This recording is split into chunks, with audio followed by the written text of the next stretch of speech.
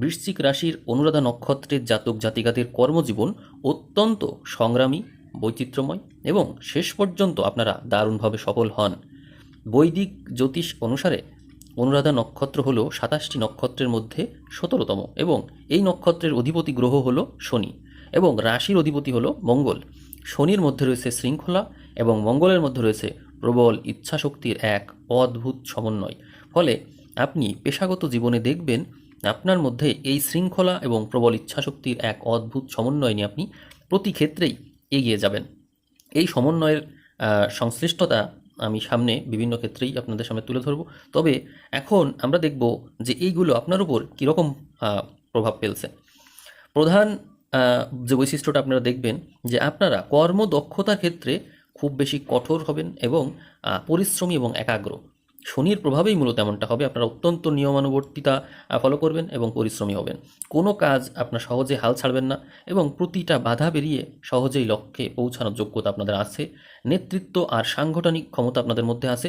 আপনারা দেখবেন যে আপনাদের যেহেতু নক্ষত্রের প্রতীক হলো পদ্মফুল এবং দেবতা হলো মিত্র, দেখা যায় যে তিনি হলেন বন্ধুত্ব ও সহযোগিতার দেবতা। ফলে কর্মক্ষেত্রে আপনারা দারুণভাবে টিম লিডার বা সমন্বয়ক হতে পারেন। গভীর অনুসন্ধান করার প্রবণতা আপনাদের মধ্যে আছে, যেহেতু রাশিটা হচ্ছে বৃশ্চিক। এই জন্য আপনারা আপনাদের সহজাতভাবেই এই বৃশ্চিক রাশির গুণের কারণে যে কোনো বিষয়ে গভীরে গিয়ে রহস্য বা তথ্য উদ্ঘাটন করতে পছন্দ করেন। আপনারা আপনাদের নক্ষত্র সাপেক্ষে সাধারণত যে ক্ষেত্রগুলোতে বেশি সফল হন সেটি এখন আমি বলবো।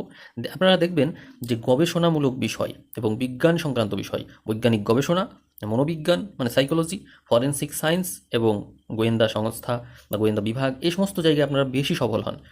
আইন প্রশাসনের ক্ষেত্রেও সফল হয়ে থাকে, যেহেতু শনির প্রভাব আছে।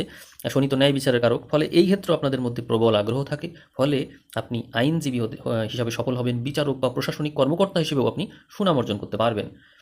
অর্থনীতি আর ব্যাংকিং বিষয়ে দেখা যায় যে financial analyst, chartered accountant, auditor বা শেয়ার বাজার সংক্রান্ত কাজ করলেও আপনি এই বিষয়ে যথেষ্ট দক্ষ থাকবেন এবং ভালোও করবেন। আর ব্যবসার ক্ষেত্রে আপনারা অন্যের অধীনে চাকরি করার চাইতে স্বাধীনভাবে ব্যবসা করতে বেশি পছন্দ করেন। এই জন্য ব্যবসায়িক বুদ্ধি বা স্ট্র্যাটেজি আপনাদের মধ্যে খুব চমৎকারভাবে থাকে।